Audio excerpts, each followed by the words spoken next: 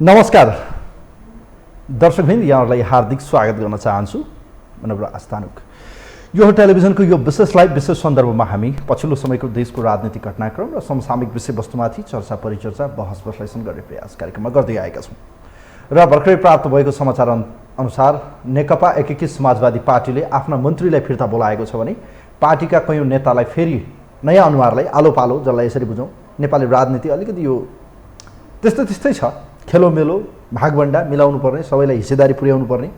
यसै अन्तर्गत नेकपा एकीकृत समाजवादी पार्टीभित्र बढ्दै गएको असन्तुष्टिलाई चाहिँ मध्यनजर गर्दै नेकपा एकीकृत समाजवादी पार्टीको सचिवालयको बैठकले 6 जना मन्त्रीलाई फिर्ता बोलाएर पुनः आफ्ना मन्त्रीहरूलाई पठाएको छ, जसको नेतृत्व अब सरकारको नेतृत्व जीवराम श्रेष्ठले गर्नुहुनेछ।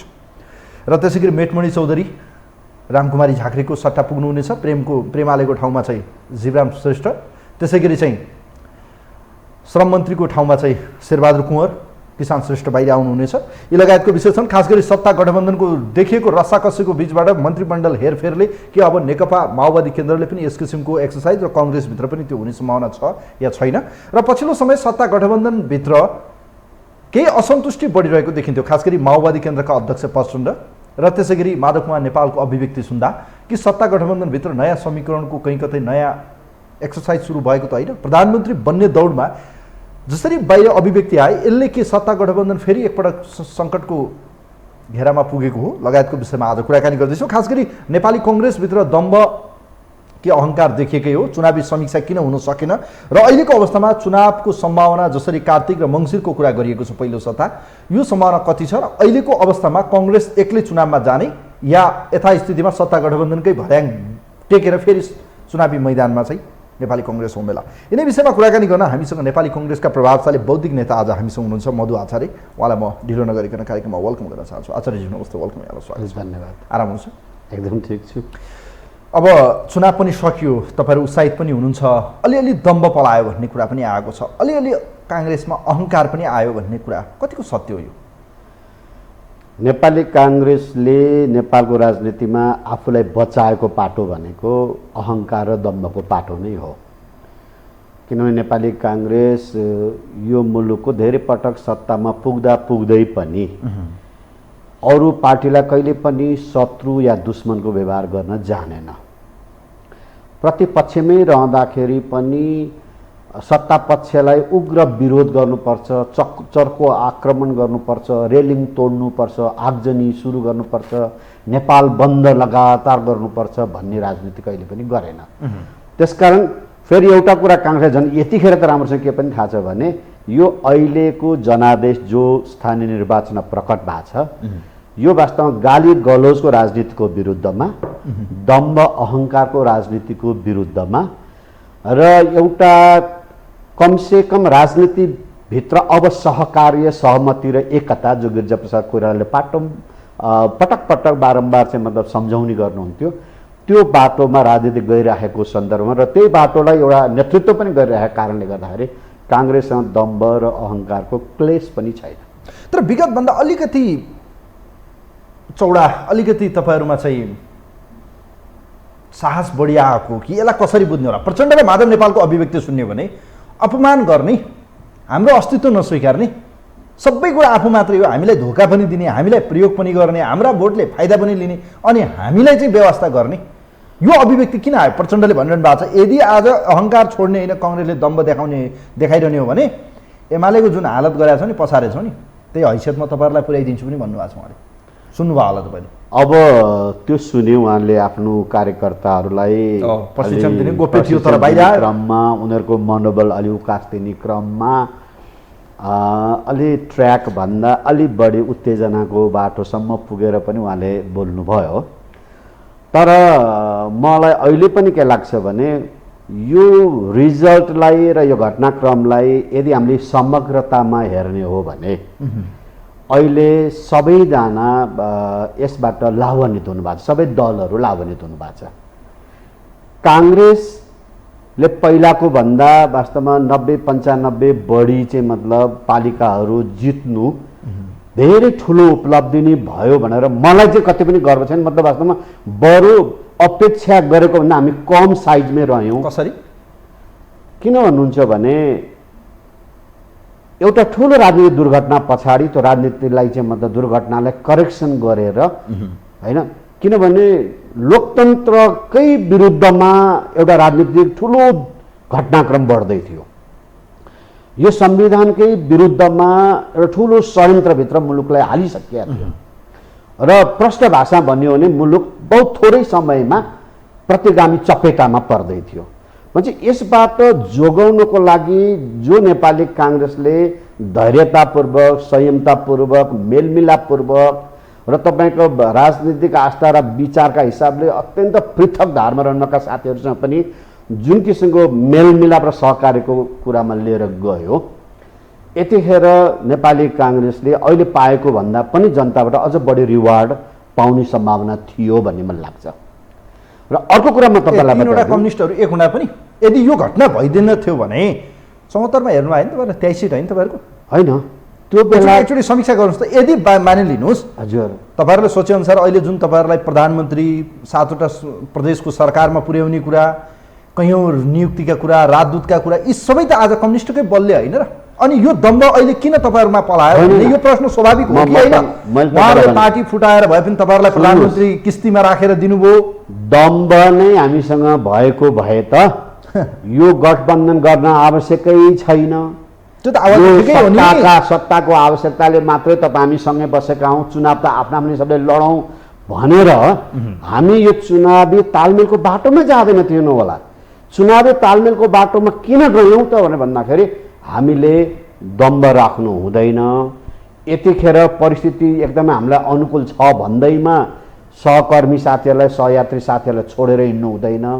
हामी न्यूनतम एउटा सहमति जति बन्न सक्छ सहमति बनाएर जाउँ, बन्न नसकेको ठाउँमा बरु मित्रवत प्रतिस्पर्धा गरेर जाउँ भनेर काङ्ग्रेस आफ्नो केन्द्रीय समिति बैठकमा विभिन्न आवाज, विभिन्न दृष्टिकोणहरू आउँदा आउँदै पनि एक मतले यो निर्णयमा पुग्नु भनेको काङ्ग्रेसले सहमतिको राजनीतिलाई, समझदारी राजनीतिलाई नै अगाडि बढाउन खोजेको हो। दम्ब र अहङ्कार कतै पनि नपलाओस् भन्ने कुरामा काङ्ग्रेस सचेत छ। यसको अर्थ अब माओवादी केन्द्र, प्रचण्ड र माधव नेपाल एकीकृत समाजवादी पार्टीलाई धोका दिँदैन। यो जुन चुनावमा धोका भयो नि, उहाँहरूले भनिरहनु भएको भाषा, मेरो भाषा होइन है, फेरि उहाँहरूले के भन्नुभएको छ भने हामीलाई काङ्ग्रेसका कार्यकर्ताहरूले धोका दिए, बरु एमालेका कार्यकर्ताले भोट दिए, काङ्ग्रेसले त धोका दियो, चितवनमा काङ्ग्रेसले धोका दियो तर एमाले भोट दियो भन्ने प्रचण्डको निष्कर्ष छ।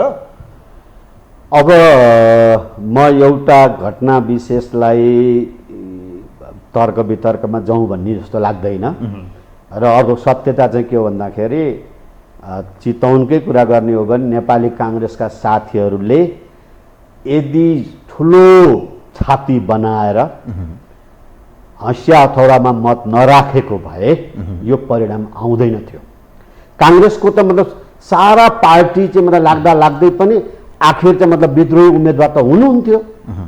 काङ्ग्रेसमै लामो जीवन चाहिँ सङ्घर्ष गर्नुभएको साथी त मतलब मैदानमा त हुनुहुन्थ्यो, तर साथीहरूले परिस्थितिको गम्भीरता, आवश्यकतालाई महसुस गरेर बुझेर आखिर सहकर्मी पार्टीको केन्द्र तहमा बसेको एउटा जुन चाहिँ निर्णय भएको छ त्यसै अनुसार मत राख्न तयार हुनुभयो, मत दिनुभयो, परिणाम अनुकूलमा आयो। त्यही हिसाबमा काङ्ग्रेसले धोका दियो कि दिएन? दिएन।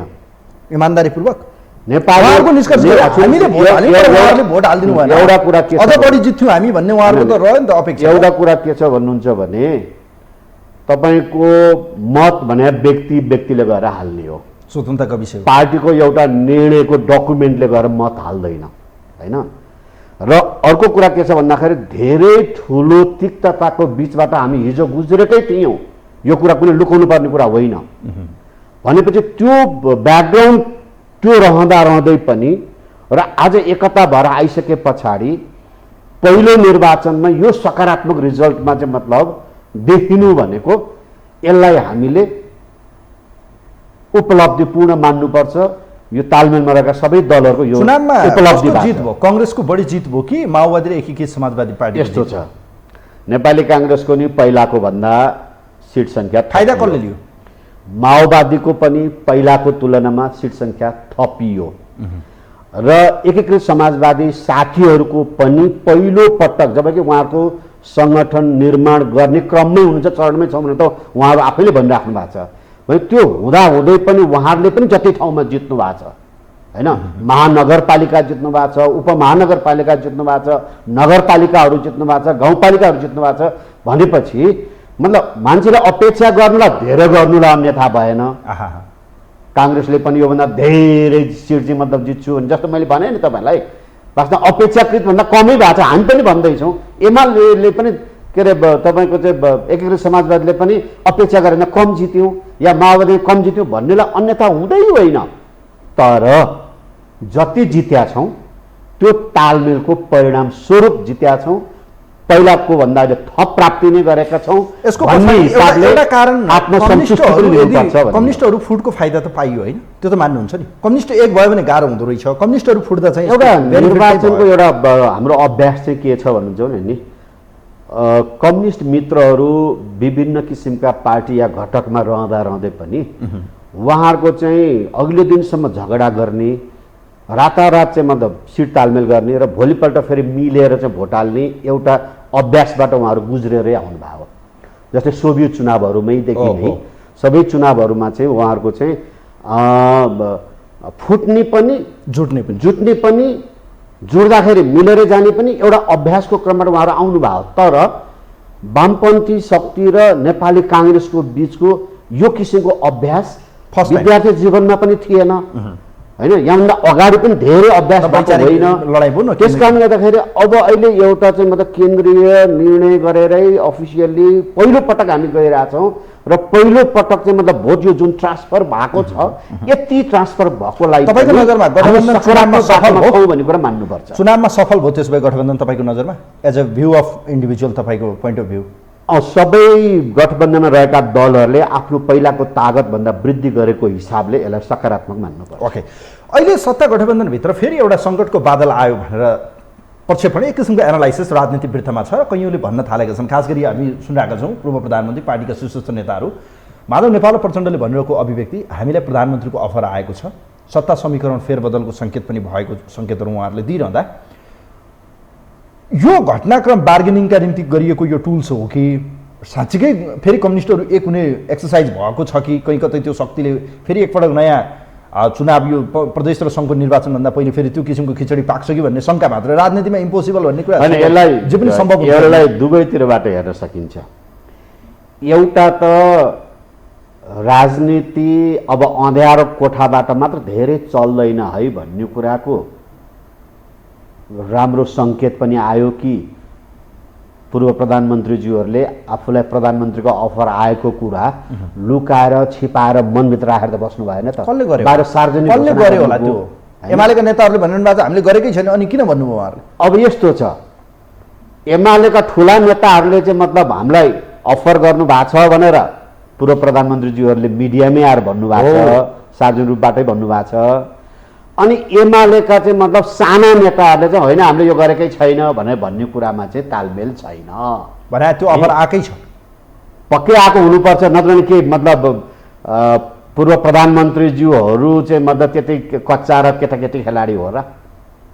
तपाईँलाई विश्वास छैन? त्यसो भए एमाले अहिले पनि ओली यो कुनै पनि हालतमा सत्ता गठबन्धन फुटाउने रणनीतिमा हुनुहुन्छ? नेकपा एमाले र एमाले भित्रको ओलीजीले धेरै पटक यो गठबन्धन तोड्नका लागि धेरै कसरत गर्नुभएको निकट अतीतका घटनाहरू भएका हुनाले इभन यही स्थानीय चुनावको चाहिँ मतलब केही समय अगाडिसम्म पनि उहाँले भयङ्कर प्रयत्न गर्नुभएको हो होइन।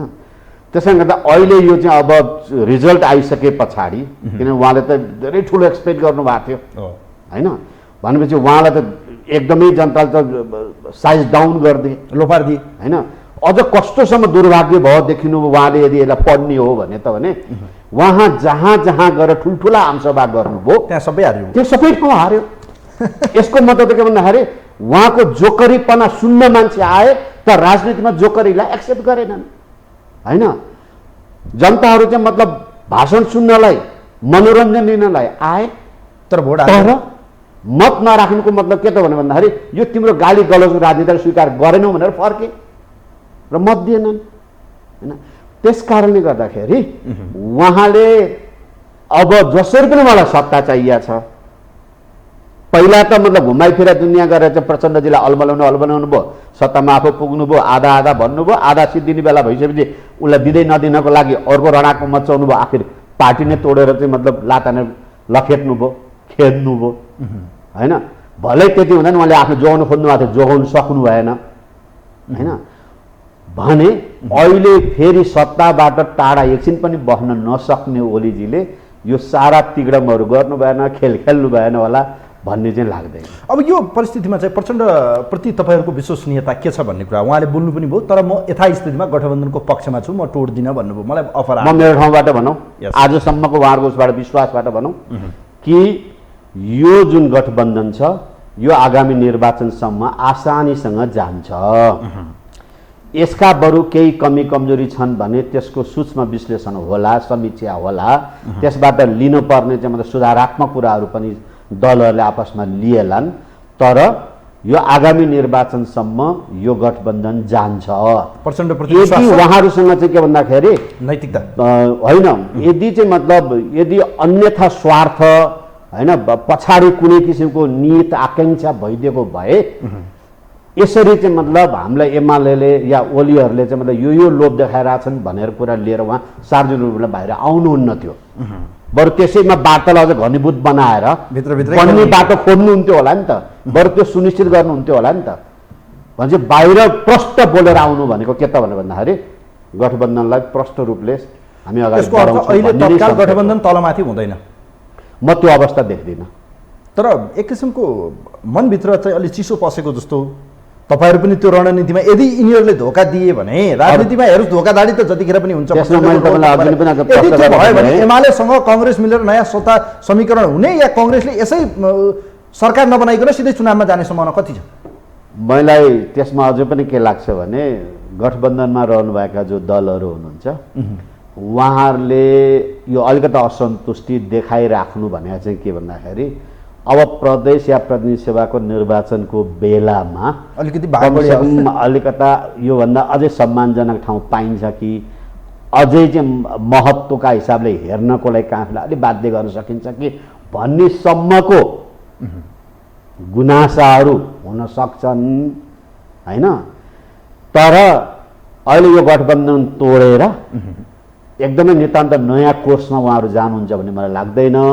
नयाँ कोर्समा जानु भएछ भने त्यसले चाहिँ मतलब फाइदाभन्दा नोक्सानी उहाँहरूलाई नै गर्छ। ओके, यो अवस्थामा हेर्दाखेरि आउँदो सङ्घीय र प्रादेशिक निर्वाचनमा तपाईँहरू गठबन्धनमा जाने कि एक्लै जाने त? किनभने कङ्ग्रेसभित्र अहिले पनि एउटा मत के छ भने इभन तपाईँ पनि यसको पक्षपाती हो र अहिले पनि भन्नुभयो होला कङ्ग्रेसले फाइदा त लियो अहिले, अब योभन्दा अझ बढी फाइदा हुन्थ्यो भनेर तपाईँ भन्दै हुनुहुन्छ। कयौँ नेताको भोइस पनि यही छ, हामी अझ योभन्दा बढी ठुलो पाउँथ्यौँ या 300 प्लस या 350 400 प्लसमा हामी पुग्थ्यौँ।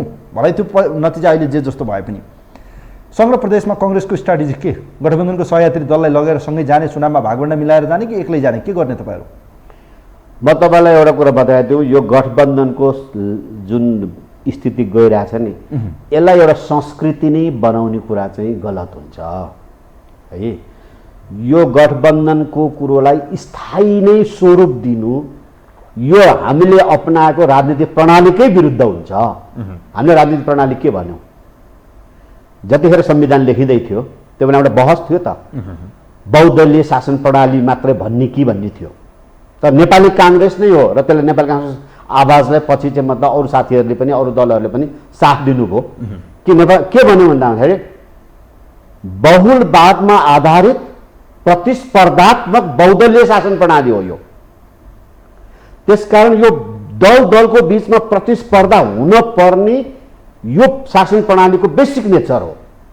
त्यो त देखेन नि त अहिले त ट्रेन्ड के हो भने ध्रुवीकरण हो नि त। अब अहिले चाहिँ के भन्दाखेरि मुलुकको एउटा विशिष्ट अवस्थाले हामीलाई एउटा प्रकारको विशिष्ट उसँग उभ्यायो भन्ने मलाई लाग्छ। त्यो पनि कसरी पैदा भयो त भन्ने भन्दाखेरि अघिल्लोचोटि चुनावमा एमाले र माओवादी साथीहरू मिलेर चुनाव लड्नुभयो र उहाँहरूले त्यो बेला प्रश्न भन्नु हामी अहिले मिलेर चुनाव लड्छौँ र पछि पार्टी एकता पनि गर्छौँ भन्नुभयो। वास्तवमा त्यहाँसम्म उहाँहरूको सही थियो, उहाँहरूले एकता गरेर के अरे गठबन्धन गरेर पनि लड्नुभयो, पछि पार्टी एकता पनि गर्नुभयो होइन। र अब अहिले के पर्दो त भन्दाखेरि त्यसरी गएर बनेको सरकार 5 वर्षको लागि चाहिँ म्यान्डेट ल्याएको थियो, 5 वर्ष टिक्न सकेन। देशमा स्थिरता दिन्छु भने स्थिरता दिन सकेन, समृद्धि दिन्छु भने समृद्धि दिन सकेन। भनेपछि त एउटा मुलुक जब भद्रगोल अवस्थामा गयो र एक किसिमले भन्यो भने प्रतिगमनको सुरुङभित्र छिर्यो, त्यतिखेर अब त्यो प्रतिगमनको जुन लिड गरेको दल बाहेक त सबै त मतलब एक ठाउँमा आउनको लागि परिस्थितिले बाध्य बनायो हैन। तपाईको चाहिँ मतलब नेपाली कांग्रेस, माओवादी केन्द्र एक ठाउँमा आए र इभन माधव नेपालजीहरूलाई पनि ओलीजीले त्यहाँभित्र टिक्नै राख्ने अवस्था दिनु भएन। नभएपछि कसैलाई पनि पार्टी फोड्ने रहर हुँदैन के, कसैलाई पनि त्यस्तो इच्छा हुँदैन। तर एकदमै पेलेर हैन, तपाईको चाहिँ भन्छ नि बिरालोलाई चाहिँ कोठाभित्र राखेर चुटेर थुनेर निस्किने ढोका समेत पनि दिनुहुन्न, झ्यालको कतै कुना कन्तल राख्नुहुन्न भने त त्यो बिरालो राख्दा घाँटी समात्छ भन्छ। माधव नेपालजीहरू बाध्य भएर चाहिँ मतलब अर्को पार्टी खोल्ने परिस्थिति पुग्नुभयो भन्छ। यो त एकदमै विशिष्ट परिस्थितिले निर्माण भएको आउँदो संघ र प्रदेशको निर्वाचनमा चाहिँ सहयात्मक दललाई कांग्रेसले धोका दिदैन। यसलाई चाहिँ यो कोर्स सुरु भयो। कमसेकम एउटा कोर्स भने के त भन्दाखेरि स्थानीय निर्वाचनमा त्यो कम्प्लिट हुँदैन। त्यो कोर्स भने चाहिँ स्थानीय निर्वाचन प्रदेश निर्वाचन एउटा नतिजा आउला त्यसमा एक्सरसाइजको एउटा कोर्स हुन्छ। त्यसकारण यो एउटा साइकलसम्म चाहिँ हेरौँ यो सहकार्य नै भएर जान्छ भन्ने मलाई लाग्छ। यसको अर्थ प्रधानमन्त्री चाहिँ अहिले पनि शेरबहादुर देउवा नै हो विकल्प देखिनु भने कांग्रेस नै यसको पोल्टमा बहुमत तपाईहरुसँगै होला। बढी सीट त्यो त नेपाली कांग्रेस भन्दा पछाडी यो पार्लियामेन्टभित्र ठुलो दल भनेको माओवादी केन्द्र हो। माओवादी केन्द्रको अध्यक्ष कमरेड प्रचण्डको मैले अस्ति एउटा इन्टरभ्यू पनि हेरेको थिएँ। यो चुनाव निर्वाचनसम्म शेरबहादुरजीले नै लिड गर्नुहुन्छ, उहाँले प्रधानमन्त्री हो। अब कुरा गरौँ, खास गरी मलाई एउटा मनमा लागेको प्रश्न, तपाईहरु जहाँ जहाँ आजसम्म गढ मानिएको थियो नि, तपाई त अब बौद्धिक नेता, तपाई त ठुला नेताहरूको नजिक किचन क्याबिनेटमा पनि बसेको मान्छेहरू सब, यो भनेर त अन्यथा नलिनुलाई भलै तपाई हार्नु पनि भयो प्रदेशको निर्वाचन आफ्नो पार्टीको आन्तरिक चुनावमा। काठमाडौँ, जनकपुर, धरान र धनगढी के कारणले हार्नुभयो? के समीक्षा गर्नुभयो? खै त समीक्षा तपाईहरुको? तपाईले एकदम राम्रो प्रश्न उठाउनु भयो। यो चाहिँ जसरी मत पर्यो एउटै हिसाबले हेर्ने देखिँदैन है। यो अलग अलग ठाउँको, जस्तै धरान र धनगढीको एक प्रकारको प्रकृति पिक्चर देखिन्छ। त्यहाँ के देखियो त भन्दाखेरि राजनीतिक भन्दा पनि सामाजिक नेतृत्व चाहिँ मतलब लोकल लेभलमा उपयुक्त हुन्छ भनेर मतदाताले खोजी गरेको देखियो हैन। किनभने हर्क साङपाङजी देख्नुस् या गोपालजी देख्नुस् हैन, उहाँहरूको के छ त भन्दाखेरि उहाँहरू पहिलादेखि लोकल इस्युजहरूमा काम गरिराख्नु भएको, चाहे भ्रष्टाचार विरोधी अभियान होस्, चाहे त्यहाँको चाहिँ मतलब पूर्वाधार सडकका कुरा, खानेपानीका कुराहरू हुन् या वातावरण संरक्षणका कुराहरू हुन्, कतिपय त्यो अस्पतालका कुराहरू भन्छ लोकल इस्युजमा। इभन अब गोपाल हमालजीले त सुन्दर सुदूरपश्चिमाञ्चल भन्नेको एउटा चाहिँ विशेष अभियान नै मतलब पनि गर्नुभएको। भनेपछि अहिले राजनैतिक पात्र तपाईँ प्रतिनिधि सभामा जानु होला, प्रदेश सभामा जानु होला, लोकल सेक्टरमा चाहिँ अझ बढी डेभलपमेन्टसँग चाहिँ सरोकार राख्छ, विकास निर्माणसँग अथवा स्थानीय मुद्दाहरूसँग सरोकार राख्छ। त्यसकारण स्थानीय मुद्दा बोकेर चाहिँ मतलब जो निरन्तर लाग्छ, हामी यो पटक उहाँहरूको चाहिँ मतलब कस्तो पर्फर्मेन्स हुन्छ हेर्छौँ, उहाँहरूलाई भरोसा दिन्छौँ भनेर मत राखेको देखिन्छ। र अब काठमाडौँको चाहिँ के छ भन्नुहुन्छ भने काठमाडौँ अलिकता जहिले पनि व्यवस्थाका हिसाबले, चाहे पञ्चायतीकै बेलामा होस् चाहे अरू बेलामा होस्, यसले पनि बहुदलीय प्रतिस्पर्धात्मक राजनीतिक प्रणालीलाई नै अथवा लोकतन्त्रलाई नै स्वीकार गर्यो। त्यसकै लागि यो लड्यो पनि। हरेक आन्दोलनमा चाहिँ बढी चाहिँ दोह पाउने, शहादत हुने त यहीँकाहरूले भए, भलै बाहिरबाट आउनेले पनि यहीलाई चाहिँ मतलब मेजर रूप बनाएर लाग्यो। तर दलहरूका जति पनि गतिविधिहरू देखिराखेका छन् त्यसमा चाहिँ परिष्कृतता खोजी गरिरहेछन् के, त्यसमा चाहिँ सुधार, रूपान्तरण, चेन्ज, नवीकरण जे बसेर भइरहेछ त्यो गरिरहेको गतिविधि या कार्यशैलीसँग सन्तुष्ट छैनन्। जस्तै मैले काठमाडौँ नै तपाईँले जुन फोकस गरेँ, याभन्दा अगाडि निर्वाचित भएर गएका साथीहरूले जवाफदेहिता बिल्कुलै राखेनन्। बोल्नलाई एउटा कुरा एउटा एजेन्डा ल्याए, काम फिटिक्कै त्यो अनुसार भएन र काममा पारदर्शिता पनि देखिएन हैन। र आम जनतालाई त्यो प्रक्रियामा जुन पार्टिसिपेट गरेर लिएर जाने हुन्छ नि, त्यो कुरामा पनि प्रशस्त कमजोरीहरू देखियो। त्यसले गर्दाखेरि उनीहरूसँग त उनीहरू नाखुस भए वितृष्णा रह्यो हैन। र अनि दलहरूले फेरि यो चोटि नेतृत्वहरूले उम्मेदवार दिँदै गर्दाका अवस्थालाई पनि उनीहरूले धेरै पत्याइहाल्दैनन्, विश्वास गरिदिइहालेनन्। र उनीहरूले के भयो त भन्नुहुन्छ भने एउटा त यहाँ एउटा फोर्स पहिलादेखि नै थियो, अघिल्लो चुनावमा चाहे किशोर थापाजीलाई अगाडि बढाउनेको क्रममा या रन्जु दर्शनाजीलाई चाहिँ साथ दिने क्रममा एउटा ठुलो शक्ति छँदै थियो, खास गरी त युवा शक्ति थियो। त्यसले अघिल्लोचोटि सफल हुन नसकेको चेन्जकोलाई योचोटि सफल गर्नको लागि मेहनत गरिराखेका थियो। र पात्रको खोजी गर्दाखेरि यो साझा विवेकशीलहरू बिच तोडफोड भएर अनेकौँ भएको न, त्यसलाई उनले पत्याएनन्। नपत्याएपछि नयाँ पात्र खोजी गर्दै गर्दाखेरि ठ्याक्क बालेन्द्र पर्नुभयो होइन। र बालेन्द्रजीले पनि किन लामो समयदेखि मेहनत पनि गरेको, र म त अझै अहिले पो बुझ्दैछु यो सोसाइटीका विभिन्न सेक्टरहरू हुन्छन् नि, विभिन्न मुभमेन्टहरू बोकेर बसेका समूहहरू, तिनीहरूसँग उहाँ छिरेर उनीहरूका एजेन्डाहरूसँग पहिल्यै इन्टरेक्ट गरेर त्यो एजेन्डाहरूलाई उहाँले आफ्नो घोषणापत्रभित्र समेटेर एउटा शक्ति नै लागेको थियो जो अहिले पनि देखिन्छ। हेर्नु सोध्नुहोस्, अब कुरा सबैको सामूहिक यसमा अलि राम्रो जाँदैछौँ, फेरि समय कम हुन्छ सर मधु सर। कङ्ग्रेसभित्र जहिले पनि एउटा कुरा के उठ्यो भने यो परिणामहरू हेर्दा भलै तपाईँहरू उत्साहित त हुनुभएको छ, हिजोभन्दा आज राम्रो आएको छ, अझै बेटर आउँथ्यो होला, तर जुन ठाउँ कङ्ग्रेसको गढ हो यी एरियामा, यी क्षेत्रमा पहिल्यैबाट कङ्ग्रेसलाई बलियो स्थानको रूपमा हेरिएको या अझै सम्भावना थियो। आज हेर्नुहोस् जनकपुरमा तपाईँहरू बागी उम्मेदवार उठ्नुभयो, उहाँ काङ्ग्रेसकै उम्मेदवार हो, उहाँलाई तपाईँहरूले टिकट दिनु भएन या त्यहाँ तालमेलमा जाँदा अर्कोलाई पर्यो, जसपालाई पर्यो, तपाईँहरूले छोड्नु ब्याक हुनुपर्ने अवस्था आयो, कङ्ग्रेसहरूले बागी उम्मेदवार उठाइदिनु भयो, त्यहाँ जित्दिनु भयो। कङ्ग्रेसभित्र अन्तर्घातको यो एउटा कथा जहिले सुनिन्छ तर कारबाही हुँदैन क्या, अनुशासन भन्ने कुरा त कहिले चाहिएला। यो सधैँ यो एउटा रोग नै हो कि त कङ्ग्रेसभित्र? यसलाई म तपाईँलाई के प्रश्न गरिदिउँ भन्नुहुन्छ भने यो चोटिको यसो उम्मेदवारी अनि मतदाताले मत दिएर जिताएको त्यो पिक्चर हेर्दाखेरि नि के देखियो त भन्दाखेरि दलभन्दा पनि दलका उम्मेदवारलाई चाहिँ मतलब विशेष फोकसका साथ मतदाताले हेरेको देखियो है।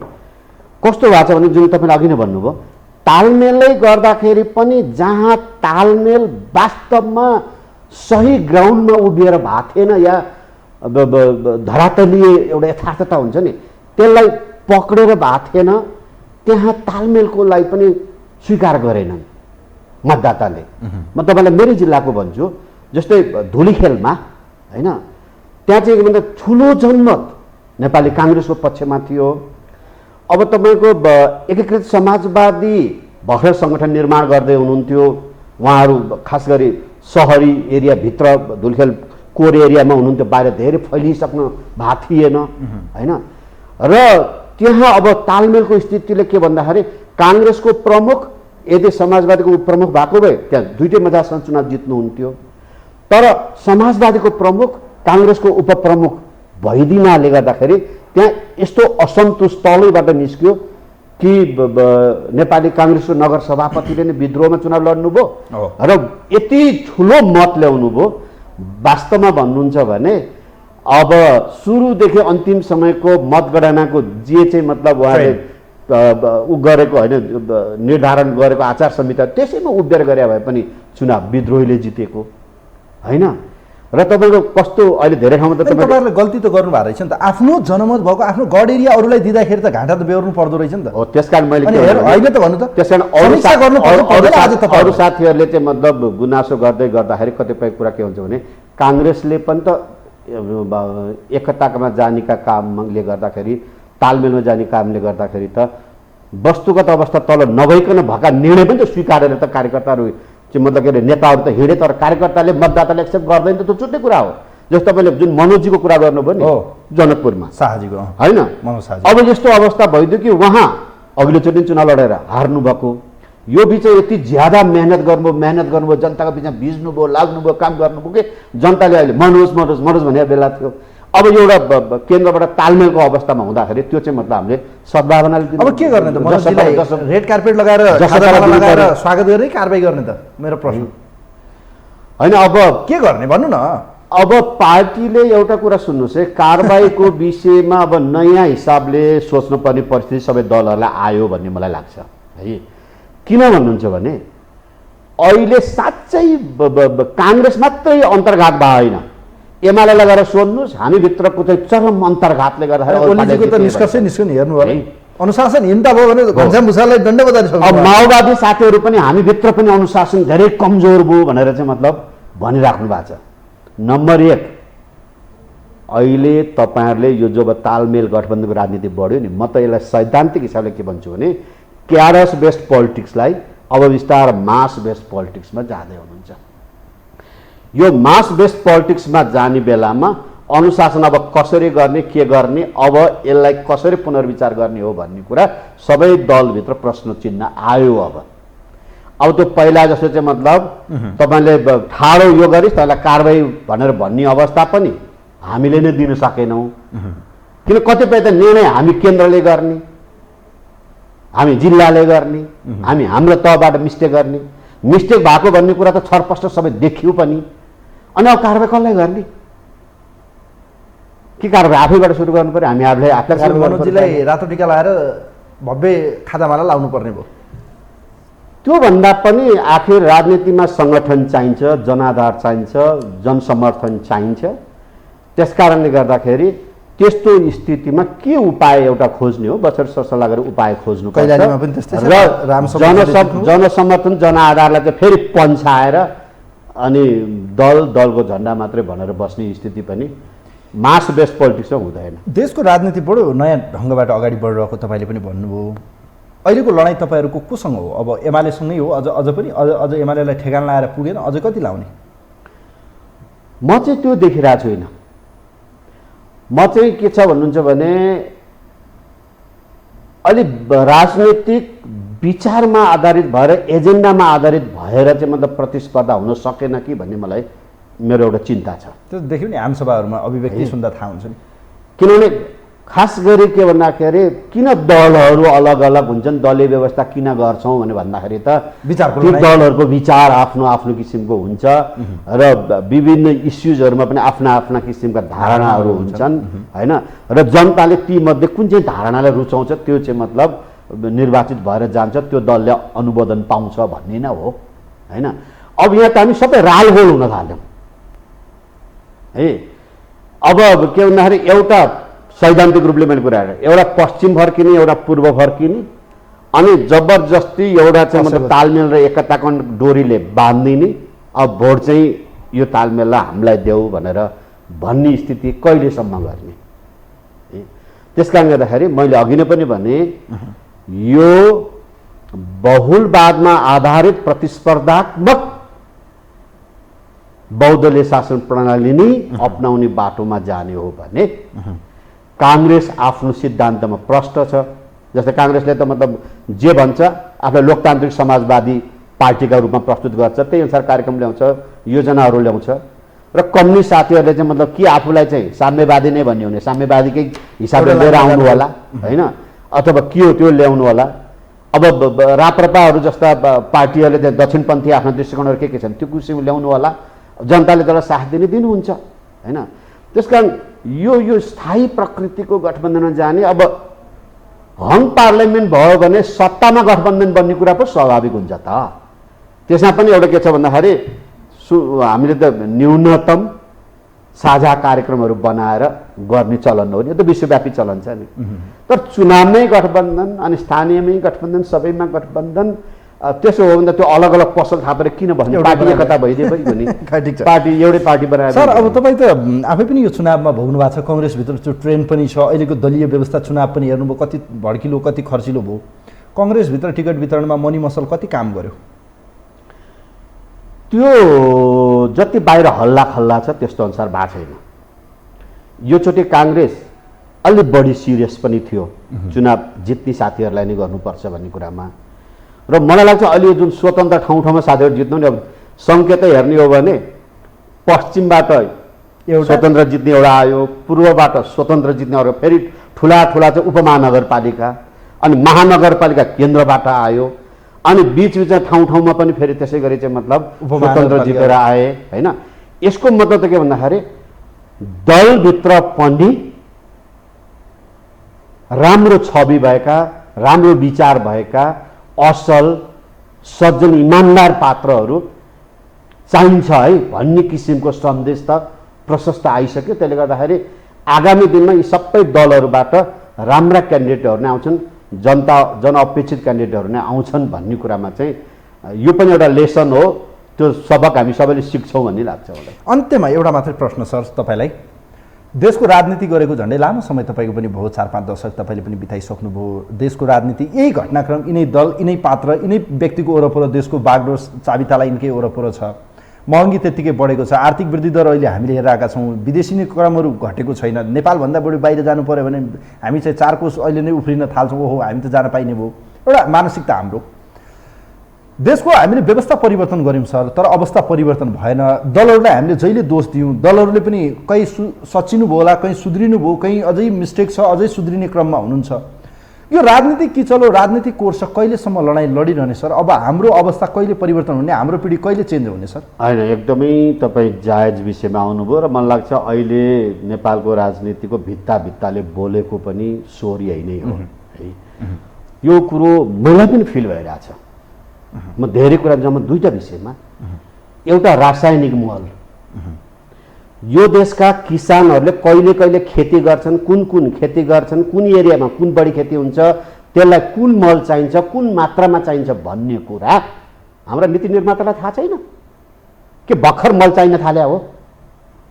दशकौँदेखि कतियौँ दशकदेखि चाहिँ मतलब मल भित्राइराखेका छौँ। कमसे कम यो सिजनमा यति मल चाहिन्छ भनेर त्यो चाहिनको लागि सुनिश्चित किसिमको प्रबन्ध कसरी गर्ने भन्ने कुरा राज्यले एउटा बाटो कोर्न सक्दैन। कुन बाटोबाट ल्याउने, कहिले जिटिजी भनेको छ, कहिले प्राइभेट सेक्टर पनि भनेको छ, कहिले सरकार चाहिँ मतलब अनुदान दिएर या नदिएर भनेर भनेको छ। भनेपछि म यो चाहिँ के भन्छु भन्दा कुनै पनि चाहे मैले सरकारमा मेरै पार्टीले सरकार हुँदाखेरि होस्, यो किसिमको परिस्थिति अब मुलुकमा राख्नु हुँदैन, गम्भीर हुनुपर्छ। अरू कुरा पेट्रोलियम पदार्थ चाहिँ मतलब हाम्रो यहाँ आउँदैन, जहिले पनि बाहिरबाट आउने हो, बाहिरबाट आएको चिज भाउ बढ्दा हामी पनि बढ्नुपर्ने हुन्छ। अब महँगोमा ल्याएर या सस्तोमा कसरी दिन सकिन्छ, त्यसै कारणले गर्दा महँगी बढ्छ भने भन्ने हो भने पेट्रोलियम पदार्थका विकल्पमा के हुनसक्छ भन्ने कुरा ठन्डा दिमागले सोच्न सकिँदैन। बाबा यसको समाधानै नभएको हो, संसारकै पेट्रोलियम पदार्थले मात्रै चल्या हो।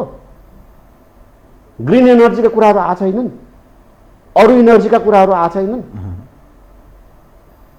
गाडीले पनि त अब अहिले मतलब नयाँ नयाँ टेक्नोलोजीबाट आइसक्यो त। भनेपछि त्यतातर्फ किन नजाने, किन ढिलो गरे? त्यस कारणले गर्दाखेरि म यो रासायनिक मल र पेट्रोलियम पदार्थले गर्दाखेरि बढ्ने महँगीका कुराहरूमा हामी गम्भीर भएनौँ र अब मतलब यो जनताले गम्भीर हुने चाहिँ मतलब नेताहरू या त्यस्ता किसिमका पात्रहरू खोजी गरेका छन् र त्यो बहसमा अब अहिले चाहिँ मतलब के भने सबै राजनीतिक दलहरू, नागरिक समाज लाग्नु जरुरी छ भन्ने मलाई लाग्छ। त्यही मुद्दा बानेश्वरको सडकमा हुँदा हुने, त्यही मुद्दा सिंहदरबारभित्र छिर्ने बित्तिकै बिर्सिने के रहेछ रोग? त्यस्तो के हुँदो रहेछ? यही कुरा यही पुग्दा, यही कुर्सीमा पुग्दा या विभिन्न सञ्चार माध्यम सार्वजनिक ठाउँमा पुग्दा यही कुरा बोल्नुहुन्छ उहाँहरू हो। तर त्यो व्यक्ति त्यही सडकबाट थापागाउँसम्म या पुलसम्म हुँदासम्म याद हुन्छ हो। त्यो सिंहदरबार छिरेपछि के हुँदो रहेछ? अहिले फेरि मान्छेको दिमागमा किन यसले काम गरेन भने नि, पद भन्ने कुरा त अस्थायी हो नि। त्यो भोलि त तपाईँ प्रधानमन्त्री हुनुहुन्छ कि सधैँका लागि हुनुहुन्न? आजै मन्त्रीहरू आए, तपाईँ मन्त्री हुनुहुन्छ सधैँ हुनुहुन्न, आजै मन्त्रीहरू हेरफेर भइसक्नुभयो होइन। भनेपछि म यहाँ पुगेको छु, यो मेरो अस्थायी थोरै समयलाई हो। स्थायी चाहिँ के भन्दाखेरि मैले यहाँ गएर के काम गरेर जनताका बिचमा छोडेर जान्छु, मेरा कर्म चाहिँ स्थायी हुन्, त्यसले छोड्ने डोबहरू चाहिँ स्थायी हुन् भन्ने कुरा नेताहरूले किन नसोच्ने? त्यसो मलाई लाग्छ अब अहिले हेर्नुहोस्, एउटा सकारात्मक कुरा गर्नुहुन्छ भने यो राजनीति, यो स्थानीय निर्वाचनमा अहिले युथहरूको जबरजस्ती हस्तक्षेप बढेको छ। यो निर्वाचन परिणामहरूमा युथहरूको राम्रो पार्टिसिपेसन छ र कति ठुलो सङ्ख्यामा त अहिले उम्मेदवार बनेर जितेर पनि आएका छन् युथहरू 40-45 उमेर मुनिका चाहिँ साथीहरू। त्यसकारण अब यसले सबै दलभित्र प्रशस्त हस्तक्षेप गर्छ र अब चाहिँ के भन्दा एजेन्डामा आधारित एजेन्डाको समाधानै खोजेर र समाधानमा पुर्याउँछु भन्ने कुरा कबुलका साथ यो घोषणापत्र चाहिँ देखाउनलाई मात्रै चाहिँ मतलब त्यो चुनावमा बाँड्नलाई मात्रै होइन कि त्यो घोषणापत्र अनुसार सब काम भयो भने अहिले त सबैले घोषणापत्र घर घरमा राखेका छन्। हेर्नुहोस् 5 वर्ष भने त्यतिकै जान्छ, फेरि चाहिँ मतलब यो 1, 2, 3 गरेर देखाएर तिमीले कति काम गर्यो गरेनौ भन्ने कुरा भोलि यसो जवाब खोज्छन्। त्यो जवाब खोज्ने उत्तरदायी चाहिँ मतलब प्रणालीमा अब हामीले समाजलाई डोर्याउनै पर्छ। हस्, समय र विचारको लागि धन्यवाद। हस्, हार्दिक धन्यवाद।